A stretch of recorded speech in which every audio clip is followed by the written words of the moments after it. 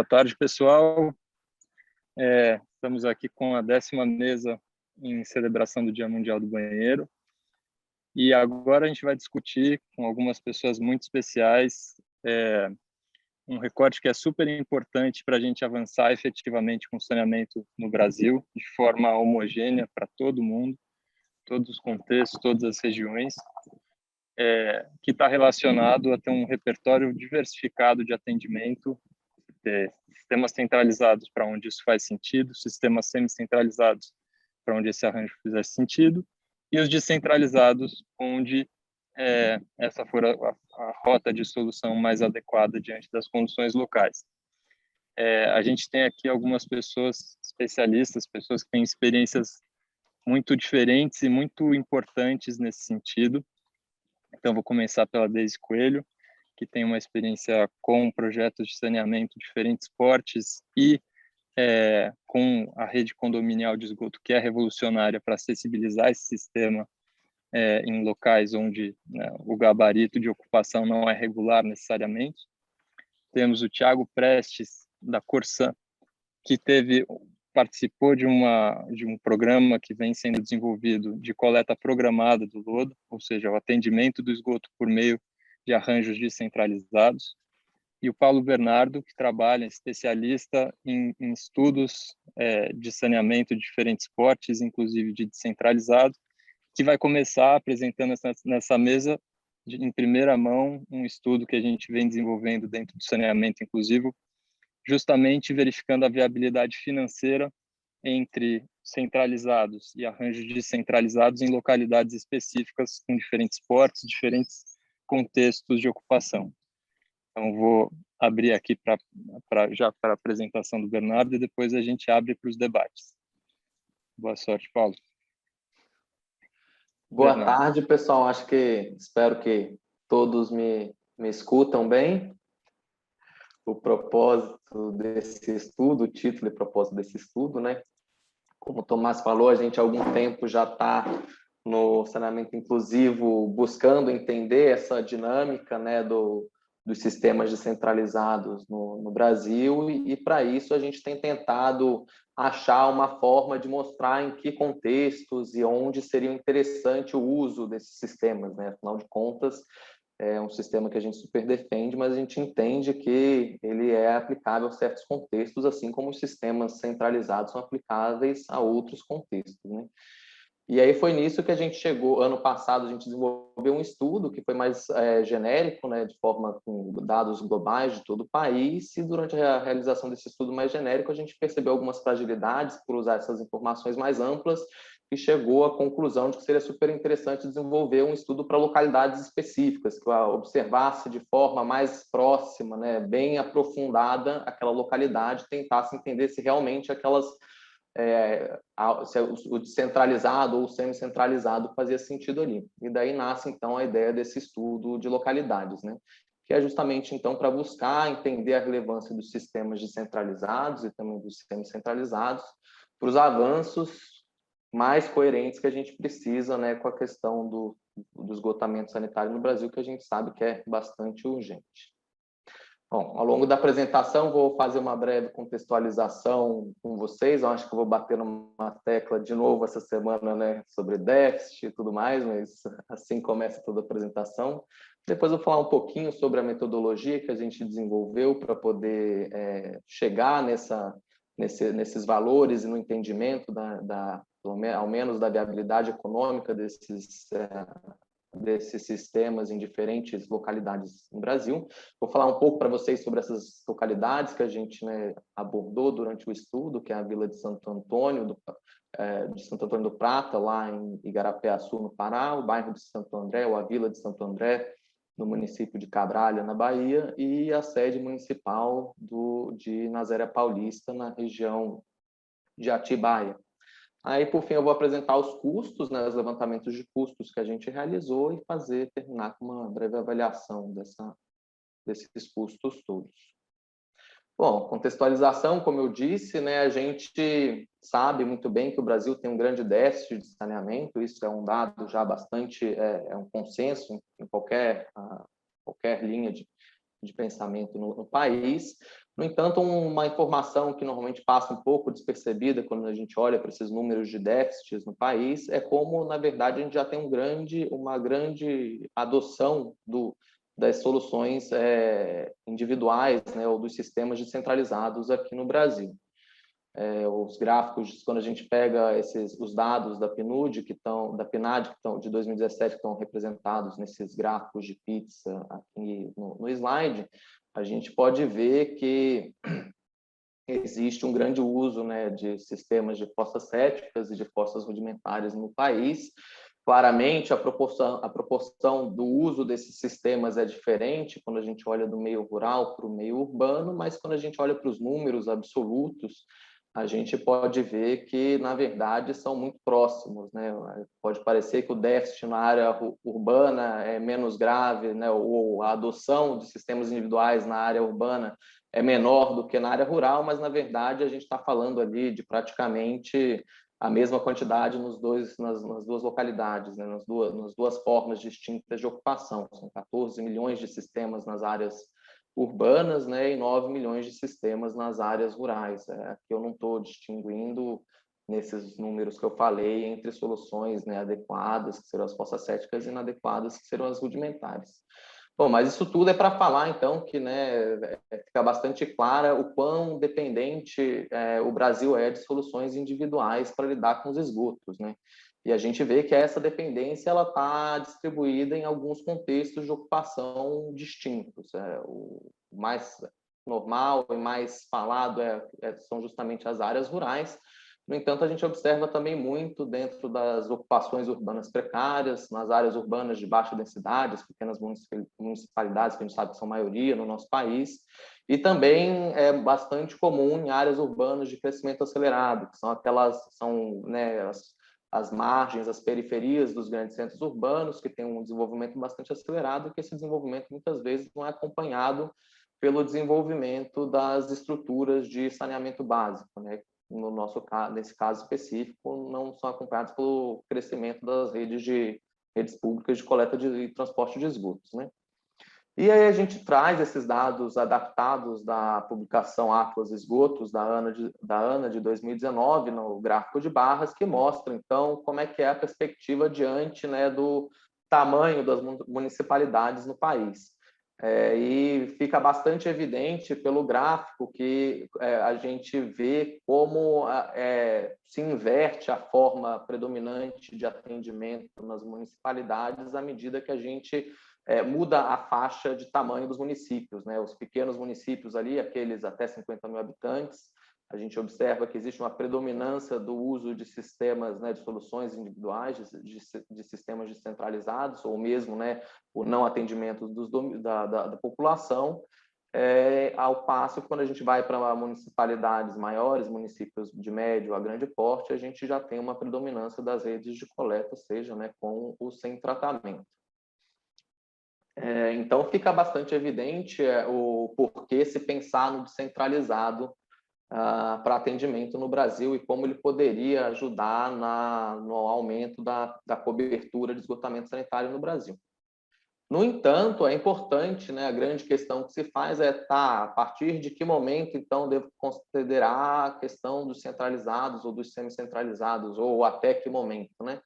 E uma forma que tem se visto bastante comum de avaliação na literatura é tentar achar um ponto crítico ou um ponto, né, onde você tem uma maior viabilidade do sistema centralizado a partir do momento que você ganha uma economia de escala, né? Quanto mais pessoas se atende, mais numa pequena área, compactadas, mais menor o custo que se tem para atendimento dessas pessoas.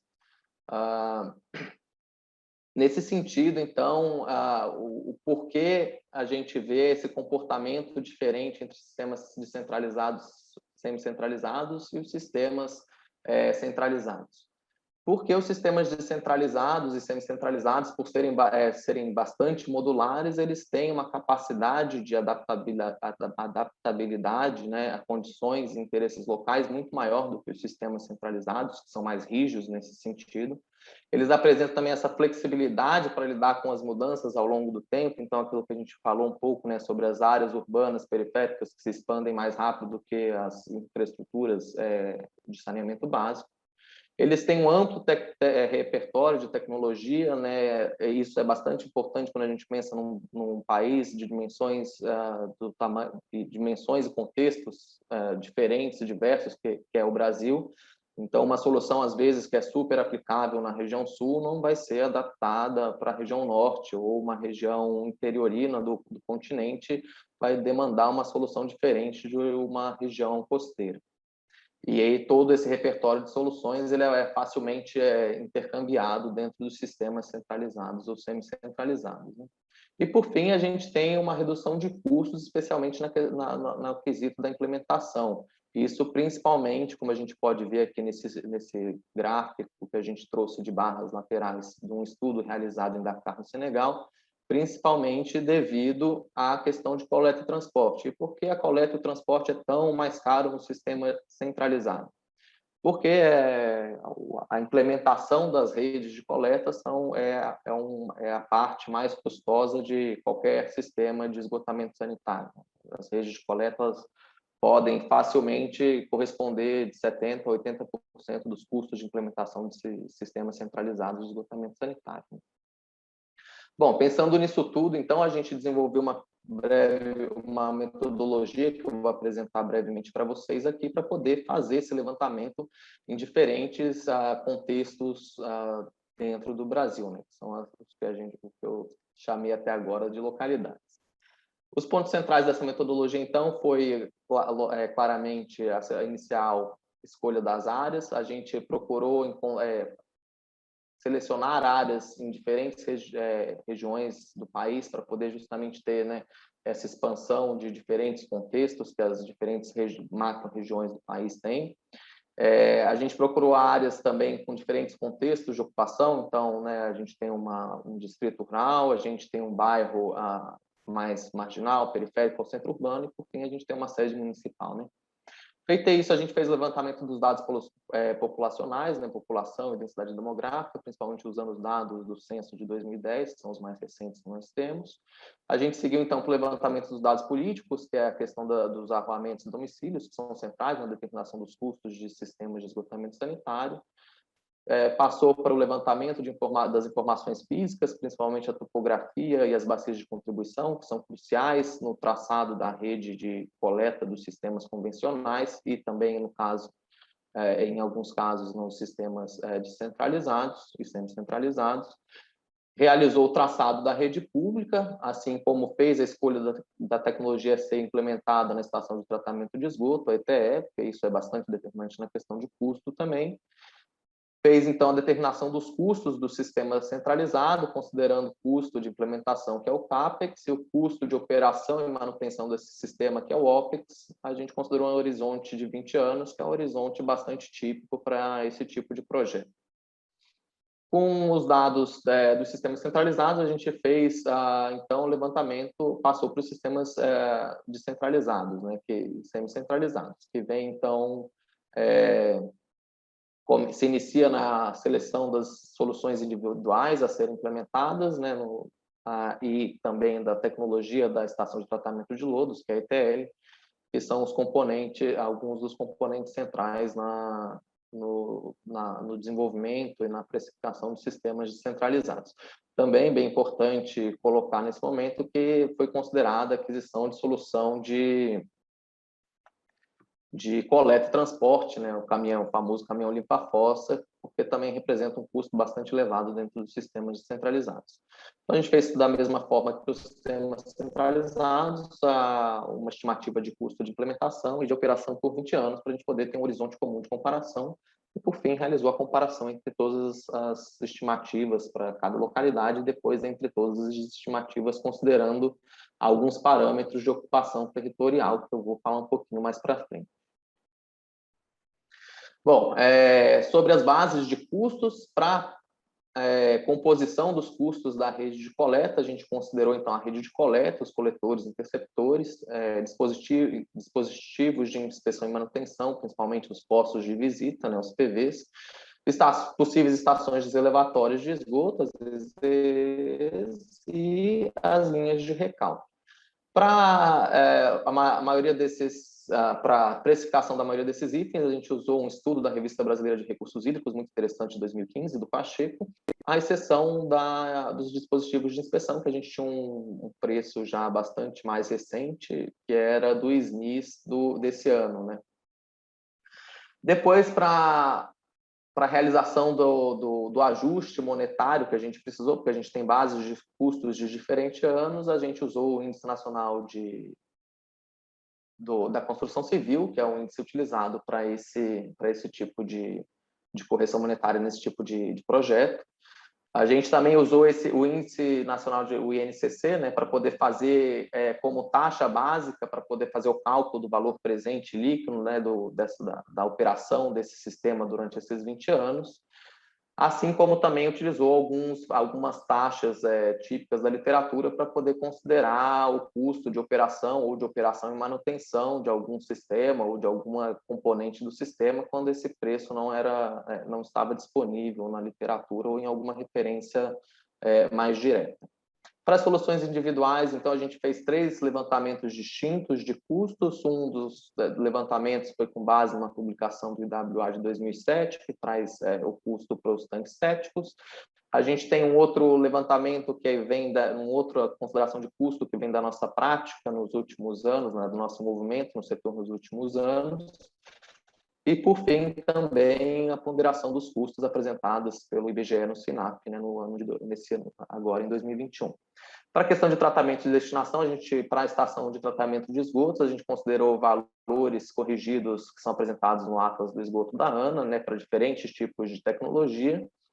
Para o tratamento de lodo, a gente usou também alguns dados, né, sobre diferentes soluções de tratamento dos lodos. Aqui a gente acabou se limitando aos leitos de secagem, os leitos de secagem plantado e leitos de secagem cobertos. E, por fim, para a destinação do lodo, a gente considerou a disposição na agricultura, a disposição em aterro sanitário e também, no aterro sanitário e o transporte. Bom, isso tudo dito, a gente chega na primeira localidade, que é a Vila de Santo Antônio do Prata, que é localizada no município de Igarapé-Açu, no Pará, né, na região norte do país.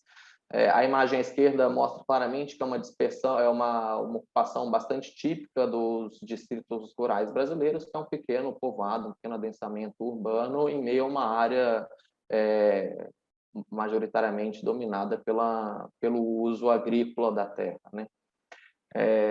Essa área tomada, a gente, no mapa da direita, vê ali como ficou o levantamento das estruturas, né, principalmente das vias e edificações, e também um zoneamento da área de estudo. A segunda localidade tomada foi a Vila de Santo André, como havia falado, no município de Santa Cruz de Cabrália, na Bahia. Ela está representada na imagem de satélite à nossa esquerda. É uma região costeira bastante interessante de ter sido estudada, porque a gente sabe bem que o atendimento em regiões costeiras que são muito planas, ele é bastante complexo, né? Justamente por a gente ter esse terreno mais plano que dificulta a implementação das redes centralizadas de esgotamento sanitário. E também a gente tem, e a vila, ela é um bairro, na verdade, né, do município de Santa Cruz de Cabrália, que está um pouquinho ao sul dessa região. E à direita a gente tem também ali como ficou o levantamento, né, das vias e das edificações na Vila de Santo André. E, por fim, a gente tem uma região um pouco mais adensada, que é a sede do município de Nazaré Paulista, né, na região de Atibaia, às beiras da represa Atibainha, já dentro de um contexto bastante distinto, que é o contexto da região sudeste, que é a região com maior índice de cobertura por esgotamento sanitário no país, inclusive com rede de esgotamento sanitário. E a gente tem à direita, então, também a exemplificação de como fica o levantamento, né, das vias e das edificações na sede municipal de Nazaré. Bom, então a gente passou, depois de todas essas informações, a gente fez o levantamento da rede, né, que eu acho que é um dos pontos mais críticos do estudo. O levantamento da rede, ele considerou sempre a possibilidade de implementação de uma estação elevatória ou do desmembramento do sistema para sair de um sistema centralizado para um semi-centralizado, sempre que era menos custoso a gente implementar uma nova estação de tratamento de esgoto do que implementar uma estação elevatória que tem um custo bastante elevado, né?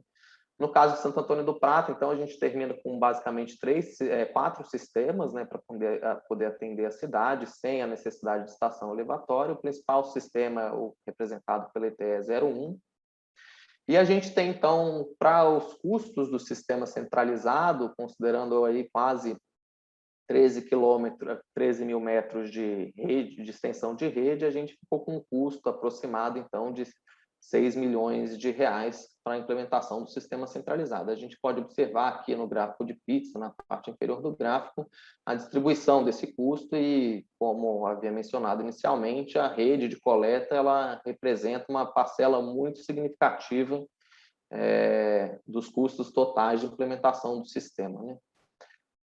Olhando pelo lado agora o sistema descentralizado, que vai considerar então a implementação, né, de soluções individuais em todos os domicílios que não têm a implementação né, que não têm soluções individuais adequadas, a gente tem então um custo total ao longo desses 20 anos considerados de 4 milhões e 800 mil reais aproximadamente.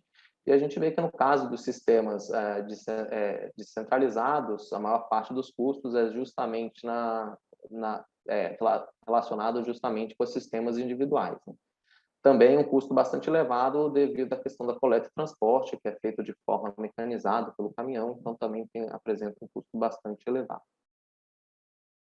Na Vila de Santo André, a gente tem um comportamento bastante, acho que só é importante pontuar o claro, mas a gente tem, obviamente, um benefício econômico muito maior em implementar o sistema descentralizado, com o manejo do lodo fecal em Santo Antônio do Prata, do que um sistema centralizado lá, né? Uma economia aí de praticamente 25% dos custos de implementação entre um e outro, né? Para a Vila de Santo André, na Bahia, a gente vai ter um comportamento parecido, né, fazendo as mesmas considerações e ponderações que foram feitas para Santo Antônio. A gente chega num custo de implementação de cerca de quase um pouco mais de 8 milhões de reais para o sistema centralizado na Vila de Santo André. Esse custo aqui ele fica bastante elevado por aquela questão que eu mencionei de estarmos numa região muito plana. Então, a implementação das redes de esgotamento sanitário ela fica bastante prejudicada e isso aumenta bastante o custo da implementação da rede na localidade, ao passo que o sistema descentralizado ele seria viabilizado com um investimento um pouco superior a 2 milhões e meio de reais. Então, de novo, a gente tem uma relação bastante benéfica em favor do sistema descentralizado. E quando a gente passa finalmente para observar o título, me desculpe pelo título do slide, acabei de observar que está errado, mas a gente está observando aqui os números, na verdade, da série municipal de Nazaré, tá bom, pessoal? A gente vai ter uma inversão aqui, né, do benefício econômico ou do comportamento econômico dos dois sistemas, né?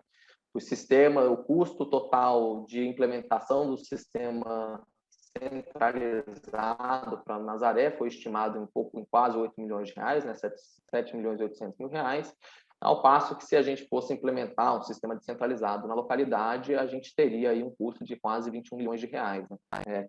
O que claramente não se justifica frente ao baixo custo ou ao menor custo, na verdade, do sistema centralizado na localidade. Bom, a gente ponderando esses custos, quando a gente olha pelos custos, não faz muito sentido eu comparar os custos diretos entre uma sede municipal e um bairro na periferia de um município. claramente os custos seriam diferentes, né, aos montantes totais, mas quando a gente faz algumas proporções, como por exemplo o custo por habitante ou o custo por metro cúbico de água servida, né, o volume de água que foi consumido por aquela população ao longo daqueles 20 anos, a gente consegue observar, né, e ter uma métrica um pouco mais que permite uma comparação entre os diferentes sistemas, né? E a gente ponderou também essa métrica diante de duas outras métricas de ocupação do território. Uma primeira métrica, que eu mencionei, que é bastante comum e tradicional nesse tipo de estudo de comparação, que é a densidade populacional, então em habitantes por hectare.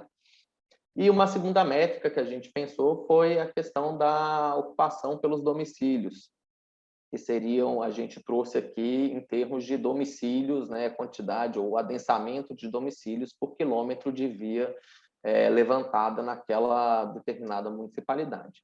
E a gente pode observar já, né, claramente, olhando para todos os gráficos que são apresentados, que a gente tem uma inversão do comportamento, né, dos custos dos sistemas. Os sistemas descentralizados, eles têm um custo individual e um custo, né, por metro cúbico, por água, né, por volume de água servida bastante elevado quando a gente considera pequenas densidades de ocupação do território, ao passo que super se viabilizam à medida que essa densidade se diminui, aliás, aumenta, desculpa. E é inverso dos sistemas descentralizados, onde a gente tem um custo relativamente bastante menor nas regiões de pequena densidade de ocupação do território, e esse custo aumenta expressivamente à medida que a gente tem um adensamento da ocupação desse território, né? A gente não achou um número tão próximo, um número muito próximo do nosso estudo anterior. A gente ficou aqui numa densidade populacional de aproximadamente 25 habitantes por hectare, né, como o ponto crítico nesse estudo. E em relação à densidade de domicílios, que a gente não tinha estudado antes, mas a gente chegou num valor aqui que foi mais ou menos 65 domicílios por quilômetro de via, como o ponto crítico entre os custos, né, do sistema centralizado e descentralizado. E por fim, então, né, acho que os principais aspectos que a gente retirou desse estudo por enquanto, espero hoje a gente ter um debate bastante produtivo para tirar outros pontos que com certeza vão surgir na mesa, mas os principais aspectos até o momento é que, né, a gente tem que localidades distintas têm realidades distintas e exigem soluções distintas, né? Então, a gente tem que, sim, com certeza, passar a considerar os sistemas descentralizados como uma forma viável de aumentar a cobertura do esgotamento sanitário aqui no país, né? A gente tem, então, obviamente, uma maior viabilidade dos sistemas descentralizados em contextos de baixa densidade de ocupação territorial, assim como o inverso é verdadeiro, né? Os sistemas semi-centralizados e centralizados vão se viabilizar à medida que essa densidade de ocupação do território aumenta. E a gente tem esse comportamento inverso das curvas de custo, né? A aderência dos sistemas descentralizados às baixas densidades e a dependência dos sistemas centralizados de uma economia de escalas, né? E, por fim, a boa relação dos diferentes tipos de avaliação da densidade de ocupação, né? A gente comparou essa nossa métrica de domicílios por quilômetros de via com uma métrica mais tradicional, justamente para ver se eles trariam resultados próximos. E a boa conclusão que esse estudo traz é que os resultados, né, obviamente com seus números diferentes, porque são métricas distintas, mas trazem resultados que concordam, que são muito próximos em concordância. Então, mostrando que as duas métricas são bastante interessantes de serem utilizadas. Bom, é isso. Super obrigado. Fica aqui a página do saneamento inclusivo. Por favor, entrem lá, mandem dúvidas, questionamentos, e todos os estudos que a gente desenvolve, eles são colaborativos, então contribuições são sempre mais do que super bem-vindas. Isso dito, eu passo a palavra para o Tomás. Eu confesso que eu não consegui perceber se eu passei um pouco do meu tempo, mas vamos lá. Olá, pessoal. Bernardo, obrigado pela apresentação. Eu vou abrir agora a fala para Deise Coelho, depois para o Thiago e para o Marcondes, que no meio tempo entrou e se juntou à mesa. O Marcondes faz parte do CISAR, e também é outra pessoa que tem muito a agregar para essa discussão. Então, a gente convida vocês a trazerem dúvidas sobre o estudo, comentarem sobre esses aspectos estudados ou questões específicas, e ficamos aí abertos. Parabéns pela apresentação, Bernardo. Posso falar, Thomas? Sim, está com você. Boa tarde a todos. Obrigada aqui ao IAS pela oportunidade, a você, Thomas, especificamente pelo convite para participar desse debate, que eu considero muito importante, né, para esse desafio que nós estamos enfrentando, que é a universalização dos serviços de saneamento para o nosso país, né? E principalmente com isso atender as metas aí dos Objetivos do Milênio da ONU, do ODS, no nosso caso número 6, e também do Plan SAB, né? O Plano de Saneamento nosso aqui do Brasil. E eu quero parabenizar aí o Bernardo pelo excelente trabalho, que eu considero também muito importante para esse desafio, né? É uma busca nossa, qual é a melhor solução, qual é a melhor alternativa, porque eu entendo que as soluções existem e são diversas. O que precisa fazer é avaliar o que é melhor para cada localidade, para cada especificidade, para cada região. Porque essa questão do saneamento inclusivo, que também é o meu foco, né, para o que eu dedico toda a minha atuação profissional de uns anos para cá. Eu sempre trabalhei com saneamento desde a minha formação, mas agora, objetivamente, focadamente, eu trabalho com saneamento inclusivo. E para quem é o saneamento inclusivo? São para as comunidades, né, as favelas e as comunidades rurais, as comunidades isoladas, que é onde exatamente está o principal déficit de saneamento, tanto de água como de esgoto, né? E eu achei muito interessante os recortes, as métricas que foram aí apresentadas pelo Bernardo, né? E sobre essa questão do contexto, né, do contexto de ocupação, eu estratifico da seguinte forma, né? No déficit, onde é que a gente tem que atuar para escolher a melhor solução, que seja de coleta, de transporte, de tratamento, ou que seja individual, né? Primeiro é na ocupação urbana, que são as comunidades, as ocupações desordenadas.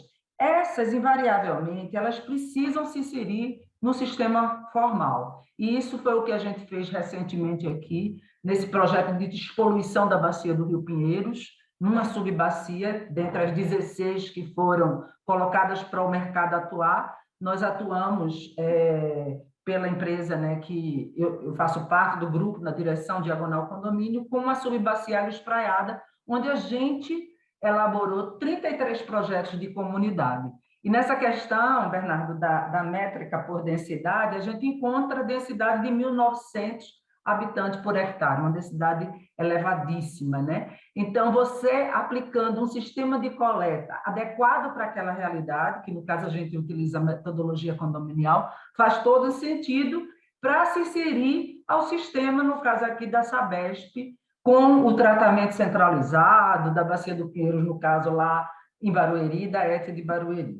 Outro tipo de ocupação aí é quando a gente vai para as regiões rurais, as áreas rurais, que você começa desde a sede dos municípios, né, que é mais assim, no sentido de uma conformação já urbana, né, e passa depois para distritos e localidades, ou até comunidades isoladas, ribeirinhas, como as diversas que a gente tem na região da Amazônia. E aí sim, a gente precisa pensar numa forma, tá, semi-centralizada ou descentralizada completamente, como agora a gente vem trabalhando aí, eu tenho dado participado, né, de algumas discussões para sistemas na região de Amazônia, de comunidade que você precisa chegar até ela após 7 horas de canoa, né? E quando a gente pensa na solução, como trouxe aí o Tomás, a gente tem que pensar exatamente nisso, na implantação. E eu acho que o principal ponto do sistema de saneamento, com a decisão de tomada e o investimento para implantação, é o pós, é a operação manutenção, ou seja, a sustentabilidade do sistema. Por quê? A gente precisa entender que para manutenção à operação existe um custo do serviço. E nessas regiões descentralizadas, nessas regiões rurais, você tem uma questão muito clara. A renda é muito baixa ou quase nenhuma. Mas os sistemas têm um custo para operar. Então, quanto menos você pensar numa solução que traga custos mais baixos, inovadora, simples, porque muitas vezes quem vai operar esse sistema é uma operadora, é uma Sabesp da vida, é uma operadora privada, como as que a gente tem visto aí entrando no mercado, e graças a Deus estão entrando, né, porque o desafio é muito grande, a gente tem que envolver todos os agentes que tenham recurso para enfrentar esse desafio. Vai operar um sistema de uma vila, de uma comunidade que fica 7 horas de canoa? Não vai. Então, isso é quem? A prefeitura, que também já tem milhares de desafios, e a própria organização local, como pratica o CISAR do Ceará, o CISAR de Pernambuco, o CISAR da Bahia, né? Que eu entendo que é um formato bem interessante para o desafio que a gente precisa enfrentar, né? Inclusive, nós da Condomínio trabalhamos, né, Marcondes, para o programa, um excelente programa do Ceará, que é o Águas do Sertão, avaliando essa questão do sistema de esgotamento sanitário. Para distritos, como, por exemplo, uma localidade como Panacuí, eu tenho até uma laminazinha para mostrar como a gente concebeu, né, a parte de coleta, de transporte e tratamento, descentralizando, porque uma questão muito importante é a questão do custo de energia, do custo da levatória e também dos processos de tratamento. Processos que têm uma relação com a natureza, eles são muito mais viáveis para essa situação. Então, assim, eu entendo que o trabalho que foi feito por vocês é muito interessante, porque ele dá esses recortes. Quando você chega numa comunidade, como a gente avaliou, módulos sanitários que foram implantados pela CAGES, pelo CISAR, nessa região do Ceará, né? Na parte mais dentro do Ceará, na parte mais rural. Como é que você faz o limite entre uma solução ou outra? Então, é muito importante esses estudos que vocês desenvolveram e outros que existam, para nos dar esse corte do que é mais interessante ser adotado. Essa comunidade, por exemplo, do Amazonas, tem uma questão muito peculiar, que é a questão do freático muito elevado.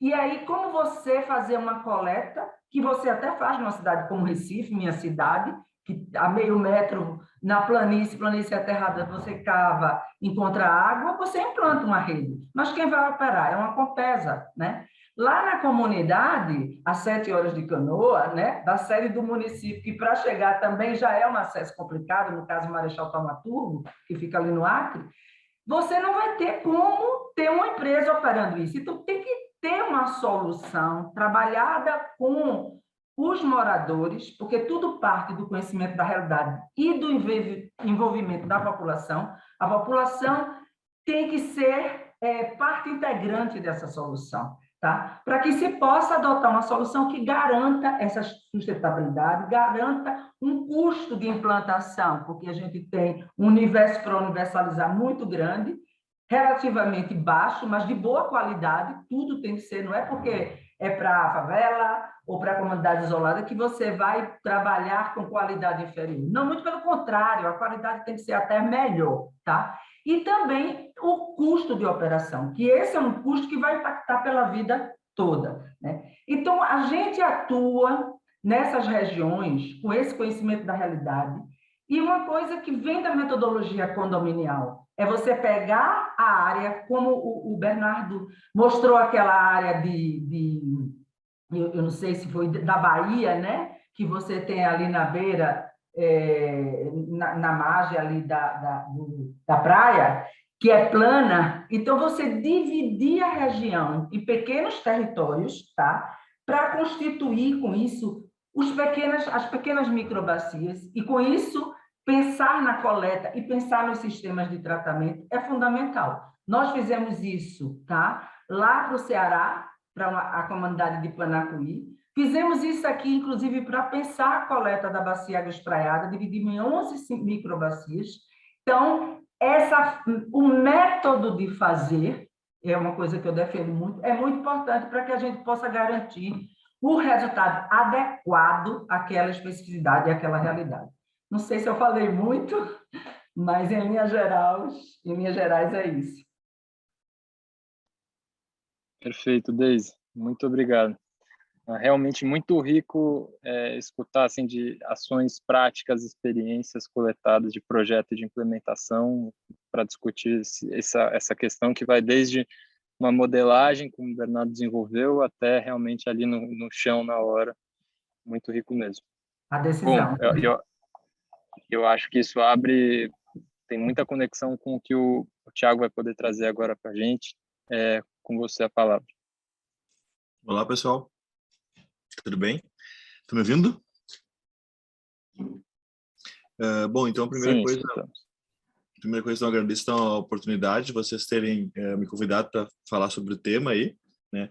Eu sou, então, funcionário da Corsã, sou engenheiro químico da Corsã, e acabei trabalhando num projeto que estrutura um pouco como a solução individual de fato funcione, né?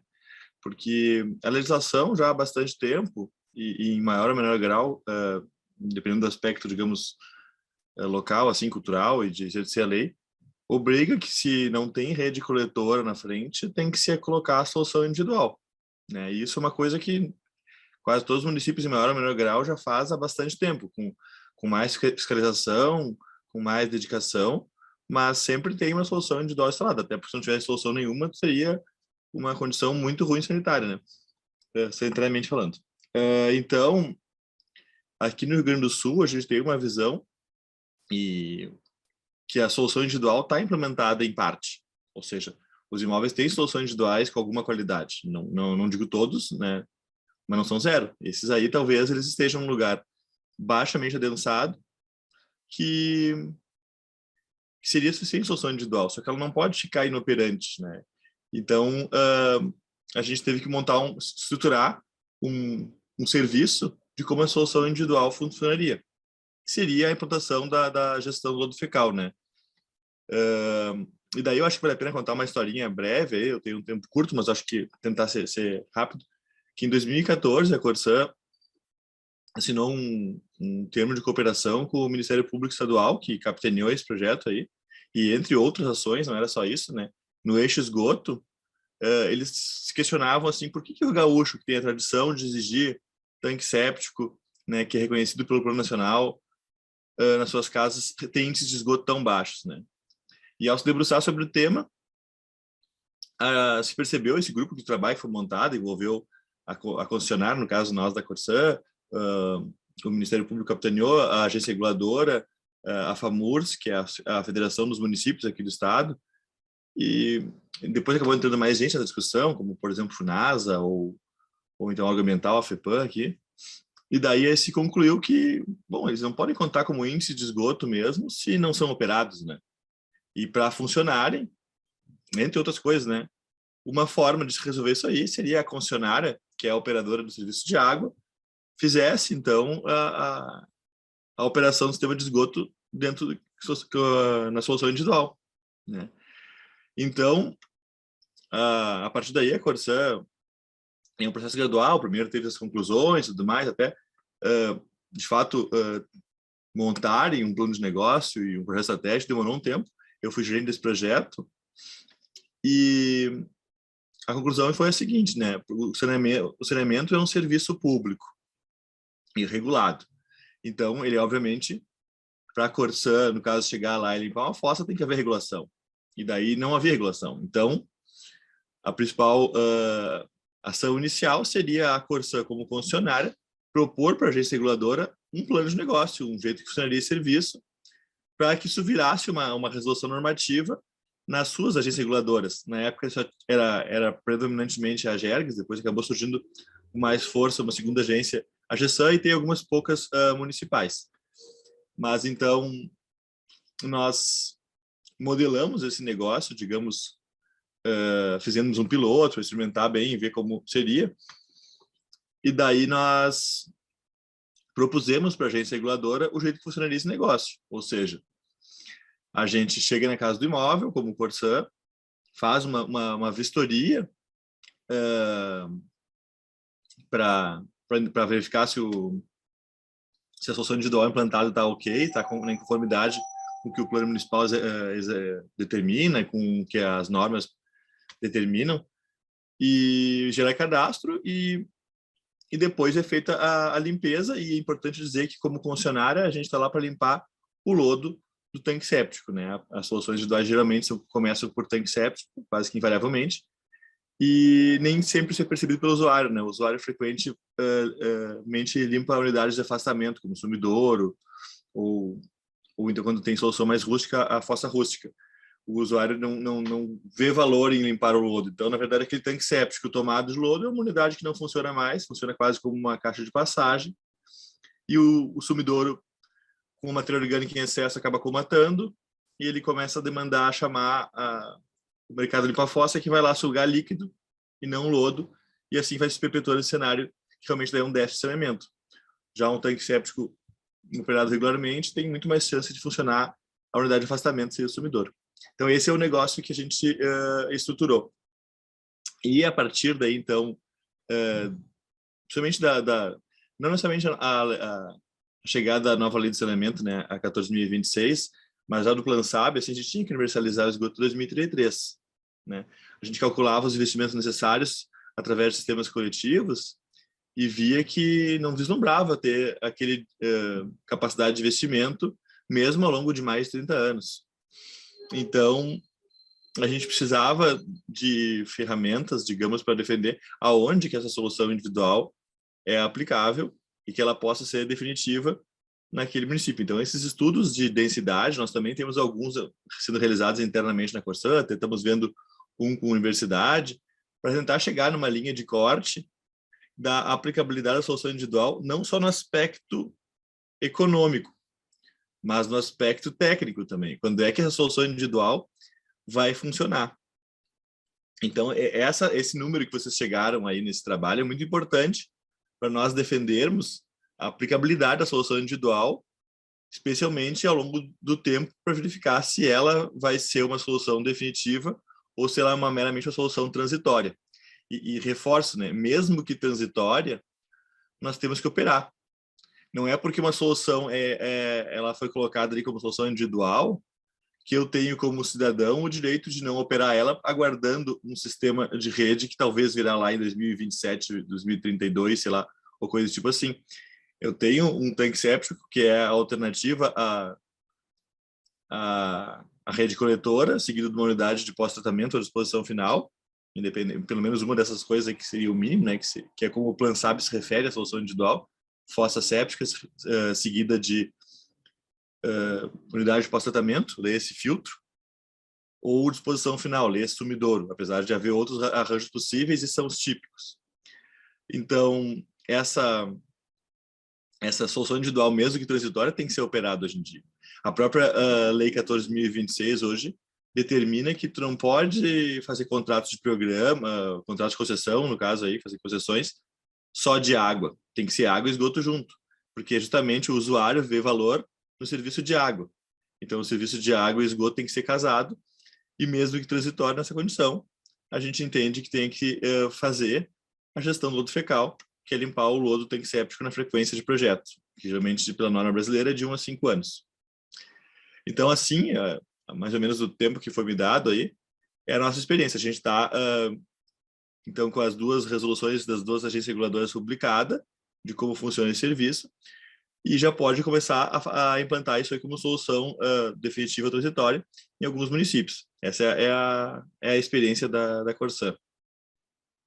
Pessoal, boa tarde. Eu me chamo Marcondes Ribeiro, atualmente estou como diretor-presidente aqui do Instituto CISAR. Eu queria também agradecer ao Tomás, né, a equipe aí do Instituto de Águas, pelo convite, né? E a Deise aí, que eu já conheci também em outro momento, nosso amigo. Enfim, acho que a gente falar de esgoto, né? A gente primeiro aqui fala de água, né, aqui no Ceará, porque para chegar ao esgoto a gente precisa ter água, mas eu acredito que a Deise já falou muito bem nas suas considerações sobre a questão das possibilidades, né? E também da questão da gestão, que é um ponto muito importante para todo esse trabalho. Porque o que a gente percebe ao longo do Brasil é que a gente tem muitos questionamentos, que o Brasil não tem dinheiro, que o investimento em saneamento ninguém vê e que os valores são muito altos. Porém, existem muitos investimentos sendo executados. O que está acontecendo no Brasil já há muitos anos é que os investimentos que são feitos, eles são sucateados. E aí o nosso amigo aqui, o Tiago da Corsan, foi muito feliz que, independente que chegue, né, esgoto através de rede, que a concessionária gerencie. Ela não precisa esperar chegar à rede. Mas se nós já temos um modo individual, é o mesmo entendimento que nós temos. No Ceará, nós trabalhamos na zona rural. Certo? O Ceará tem centenas de municípios que não têm esgotamento sanitário, ou se tem é só na zona urbana, e é muito pouco. Certo? E os CISAs hoje eles atendem a mais de 850 mil pessoas, tem mais de 200 mil ligações, mas também nosso trabalho com esgoto ainda é muito pequeno, né? Como a Deise falou, a gente tem um trabalho ali na região norte, que são em torno de 20 sistemas, mas que esses sistemas foram sistemas construídos há mais de 25 anos atrás, onde esses sistemas não tinham a visão de gestão. E o CISA ficou muito focado na questão do abastecimento da água. Hoje nós temos um projeto piloto que já está há mais de 3 anos funcionando, que é um sistema de rede, né, que tem lagoa de estabilização, em um município, num distrito de um município que não tem esgotamento sanitário no seu município, mas no distrito tem, e que vem dando certo. Esse modelo, ele também, a gente chama ele de misto, que além de ter rede de distribuição, né, rede de esgoto, ele também tem só unidades com fossa séptica e sumidouro, porque devido à questão da gravidade, enfim, acabou-se não sendo incluído dentro do sistema. Porém, como o nosso amigo da Corsan disse, o Tiago, o CISA ele tá gerenciando o sistema de rede, através da lagoa de estabilização, como também gerencia os de módulo. E os de módulo, eles funcionam de qual maneira? Né? Através de carro a vácuo. Aí de 1 ano e meio, 2 anos, em torno desse tempo de 2 anos, no mínimo. Certo? Que existe esse trabalho da sucção, né? Então, eu acredito, né, e a gente acredita aqui no Ceará, que realmente não existe uma solução única, né? Eu gostei muito aí da apresentação do Bernardo, até parabenizá-lo. A gente acredita que realmente não tem uma solução única, eu acredito que todas as soluções, elas são somadas, certo? Para que a gente consiga encontrar o bem comum das realidades, como a Deise falou. Nós temos comunidades no Norte e Nordeste que são inviáveis esses pagamentos. E aí eu até queria deixar também uma pergunta aí no nosso amigo do Bernardo, se no estudo, né, foi falado da questão do OPEX, o custo de operação, se foi considerada a licença ambiental, certo? Licença ambiental, que isso é muito importante quando a gente fala da operação. Os órgãos ambientais, aqui, pelo menos no estado do Ceará, eles são bem rígidos, né? E essas licenças são muito caras. Infelizmente, ainda não existem dispensa nem para o CISA, nem para ninguém. Né? Infelizmente, as leis, quando são feitas, elas são feitas de cima para baixo e visam as empresas grandes, as companhias de água, e a gente está batalhando. A gente tem aqui uma conversa já antes da pandemia, estamos trabalhando para ver se a gente consegue aprovar no Conselho de Meio Ambiente essas isenções, né? Essa simplificação para o saneamento rural, até mesmo para ser palpável essa questão. Mas a gente aposta muito, certo, na questão individualizada, viu, Bernardo? Não que a gente esteja sendo contra a ideia da centralização, mas a gente aposta muito porque ela é mais simplificada, tá certo? Não precisa ter essa operação pelo morador local, porque a ideia e o projeto que a gente está propondo aqui no Ceará, é que o CISAR faça esse esgotamento e faça todo esse acompanhamento junto com o trabalho de capacitação ambiental, certo? E o que a gente busca no Estado é justamente o investimento. O investimento de quê? O investimento do caminhão, né? Do caminhão a vácuo, que a gente possa gerenciar. E aí esse custo a gente vai tomar para a gente como companhia.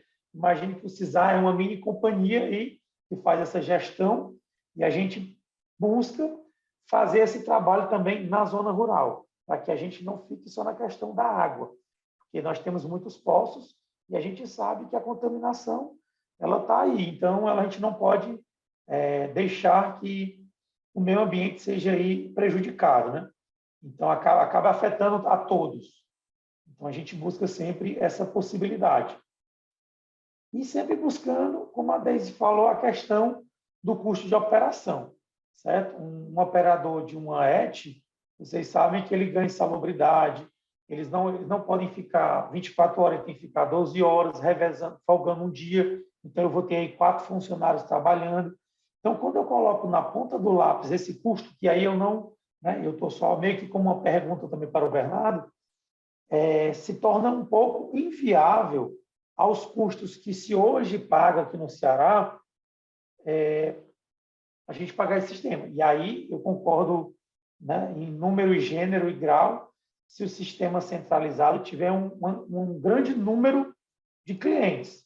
Né? E aí eu concordo, porque é essa grandeza de 2.000 ligações que podem fazer essa redução desse custo, certo? Mas, quando a gente tem comunidades, no caso, que a gente tem esse projeto piloto, no município de Pedra Branca, certo? Que fica aqui na região central do estado, onde nós temos 400 famílias, certo? Se torna um custo muito alto para se manter um sistema desse. Então, e infelizmente, para fazer um sistema também de 2.000 famílias, a gente chega aí a uns volumes de recurso muito altos, acabando não beneficiando outras cidades. Então, aqui eu acredito que a gente faria mais sistemas em cidades diferentes, certo? Até mesmo para ter a diversificação dos recursos. Porque o CISAS, né, acho que não sei se todos conhecem, o CISAS ele não investe na obra. Quem investe na obra é a política pública do Estado do Ceará, certo? Junto com a Companhia de Água e Esgoto, que replicou o modelo e criou um modelo aí, né, junto, que é a CAGES. Então, a ideia seria essa, certo? Não sei se eu consegui contribuir com vocês, mas eu fico aqui à disposição, pessoal. Obrigadão pelo convite. Fica aqui no aguardo. Conseguiu contribuir muito. Desculpa, falhou ali na conexão, mas vocês se viraram muito bem e todas as 3 falas foram incríveis. Agora o Bernardo, acho que tanto responder essas questões do Marcondes, como fazer conexões incríveis aí que o Thiago e a Deise levantaram. Primeiro, acho que concordar com o Tom completamente, né? As falas foram todas super interessantes e, nossa, trazem muita coisa para o estudo para considerar, né? É bem importante. Acho que a Deise ela até trouxe um ponto super importante, que é a questão, né, das estações elevatórias. Isso, com certeza, nos 2 modelos que a gente criou, onde o centralizado não podia ser viabilizado, né, numa única rede, até uma estação central, a implementação de estações descentralizadas, né, para atender localmente, foi muito menos custosa do que a implementação do elevatório. Então, até o próprio modelo econômico excluiu o uso das estações e favoreceu uma semi-centralização ali do sistema, né? E acho que, concordando um pouquinho com o Marcondes, antes de passar para a fala do Thiago, com certeza, Marcondes, acho que não sei se ficou muito claro durante a apresentação, mas o que a gente tentou mostrar é justamente que, para diversos contextos, pensar um descentralizado faz muito mais sentido do que tentar viabilizar uma rede, né, pelo modelo que ela fez, né?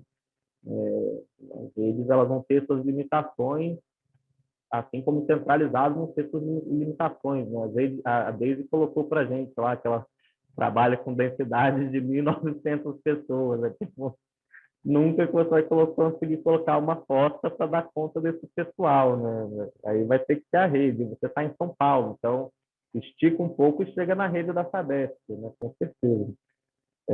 Mas, por fim, super concordar com o Thiago, né? Eu sou um fã desse programa, que a Corsã, dessa iniciativa que a Corsã está trazendo lá para o estado do Rio Grande do Sul, que é regulamentar dentro da agência reguladora infranacional deles lá a prestação de serviço, né, oficial pela prestadora de serviço por meio do sistema descentralizado. Então, é realmente assim, não é a prestadora falar, está fora do meu escopo, da minha área de atuação. Não. Ali tem sistemas implementados, são sistemas que poderiam estar operando bem e que hoje representam um super déficit para o país, porque são sistemas que seja uma fotosséptica que está lá sendo, né, apontada como solução adequada no meio rural ou né, no meio urbano pequeno, pelo Plansabe, mas que a gente sabe que, na realidade, na maioria dos casos, não está sendo uma solução adequada, porque uma foto que fica 10, 20 anos sem a remoção de lodo, ela não é mais uma foto, como o Thiago bem colocou, é uma caixa de passagem, né? E aí, então, assim, a gente incorporar a gestão e a correta operação desses sistemas descentralizados não só vai trazer uma economia e uma viabilização para, né, a gente aumentar a cobertura de tratamento sanitário no país, como também vai trazer uma melhoria e um ganho ambiental a partir do momento que esses sistemas passarem a operar de forma adequada. Eu acho que é isso. Se tiver mais algum ponto, por favor, fique à vontade para trazer meus conceitos, trazer canal, os levantamentos de todas as falas dentro do melhor das minhas capacidades. Perfeito. Eu acho que a gente tem mais 10, 11 minutos aí para encerrar, mas eu acho que esse estudo ele tem um propósito de ser algo funcional, de ser de fato uma ferramenta que auxilie diante das condições locais. Você é um insumo a mais, e lembrando que isso é por um viés de viabilidade financeira, considerando um dos fatores que é essa questão da densidade. Mas é uma ferramenta que realmente mostra que tem que se considerar outros caminhos além da rede. Não é justificativa para esperar chegar recursos, né? Se pela rota descentralizada é muito mais. Mas basicamente tem um estudo que vira uma ferramenta, né, para tomada de decisão nesses contextos. É um dos fatores, e mesmo sendo um dos fatores, acho que a gente precisa ir aprimorando continuamente. Então, a Deise mencionou aqui outras referências aí específicas para o custo de condominial, que eu acho que a gente pode complementar isso na modelagem. Como eu estava falando, a gente tem que ir aprimorando e explorando a métrica de fato é habitantes por hectare ou domicílios por quilômetro linear de rede, talvez seja um caminho mais fiel a essas comparações. A ideia, a gente tem 3 localidades específicas, mas é alimentando com outros para ir aquelas curvas que o Bernardo apresentou, para elas serem refinadas, e isso num esforço de fortalecer essa ideia de que existe solução para todos os contextos, só tem que se considerar as condições locais e ver qual é a melhor rota de atendimento. Foi incrível a conversa, a complementação também do Thiago, acho que pelas experiências práticas, tem muito a colaborar com custos observados, né, não só custos teóricos, custo de operação, e sem dúvida alguma, toda a experiência do CISAR de gestão comunitária, acho que agregar esses aspectos tem todo o espaço do mundo para a gente formatando um estudo e um universo de conhecimento nesse sentido. Queria agradecer a participação de todos, mas antes queria um fechamento de cada um, trazendo um pouco como vocês veem as perspectivas nos próximos anos para o saneamento aí com essa meta de 2033 em relação a esses diferentes repertórios, diferentes atores atuantes. Então, acho que podia seguir a mesma ordem, Deise, Thiago, Marcondes e Bernardo. Ok, Tomás, então eu vou falar rapidinho aqui. Eu vejo boas perspectivas.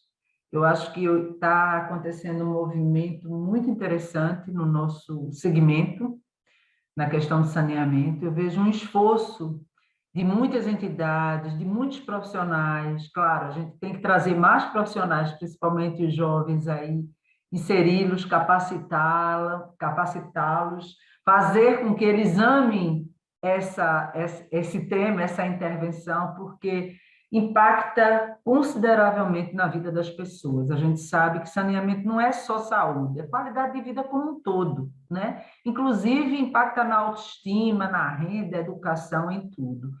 E para que essas soluções de fato aconteçam, eu acho que tem um ponto de partida para a atuação. Primeiro é buscar simplicidade nas soluções a partir das necessidades locais, da população, daquela situação. Trazer a inovação, hoje a gente tem toda essa tecnologia que pode se adequar a qualquer localidade dessa, a qualquer situação dessa, dialogar com essa população, fazer o que a gente está fazendo aqui, estimulando parcerias, o que o CISA faz, o que essas redes, institutos como o Instituto Iguá, o Trata Brasil, então tem aí uma rede. A Suzana, que é uma rede que trabalha com a discussão do saneamento sustentável, da qual eu sou ponto focal aqui no Brasil, Suzana Latinoamérica. Então, a América Latina, de uma forma como toda, também está em busca de soluções descentralizadas e de garantia do acesso a todos, que esse tem que ser o nosso foco, né? Independente de localização de renda, a condição básica estabelecida para uma intervenção tem que ser garantir o acesso. Então, é muito importante esse tipo de debate, é muito importante se apresentar soluções, porque o diagnóstico do DES a gente já tem, a gente já sabe. Quando eu penso em diagnóstico, é aprofundar a realidade para que a gente possa trazer estratégias para vencer o desafio, seja para a implantação, seja especialmente também na operação manutenção, que é a sustentabilidade dos sistemas. Muito obrigada por estar aqui com vocês, foi muito bom trocar. Adorei te rever, Marcondes, né? Tenho muito carinho aí pelo CISA do Ceará e estamos aqui para contribuir. Em relação à meta de 2033, eu particularmente não vislumbro que ela seja atingida se a gente não contabilizar esse tipo de arranjo que nós montamos aqui na Corsã.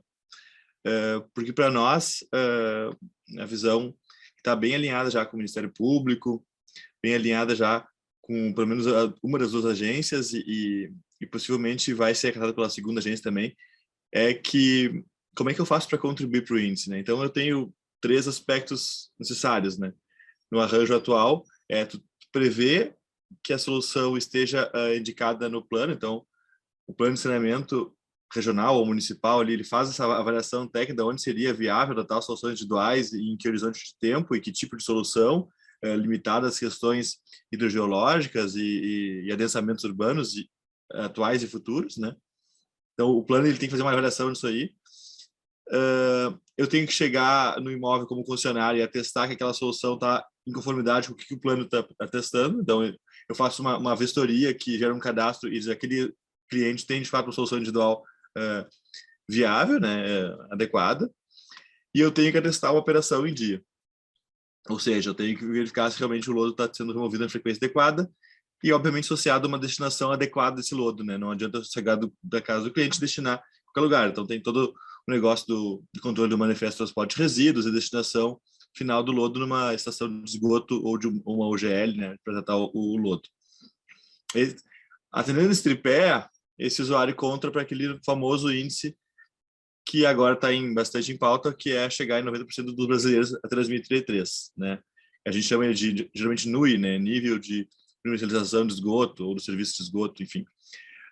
Esse seria o arranjo que eu vejo como necessário e nós vamos, provavelmente, só vamos atingir essa meta com esse tipo de serviço complementar. Obviamente, esses planos têm que ser bem feitos o suficiente, né? Para que realmente seja previsto aonde a solução individual é adequada tecnicamente, né? Então, nós não podemos só botar no plano para inglês ver, né? Daí lá o lugar está adensado, é um prédio de 20 andares com um sistema fossa-filtro, eu limpo a fossa a cada ano, né? Isso aí, possivelmente, eu vou ter uma qualidade sanitária ou ambiental em algum lugar mais à frente ali, prejudicada pelo adensamento urbano que foi feito, né? Então, isso tem que ser feito com responsabilidade para realmente colocarmos a solução individual aonde ela funciona, onde ela é indicada, onde é a solução econômica e tecnicamente viável.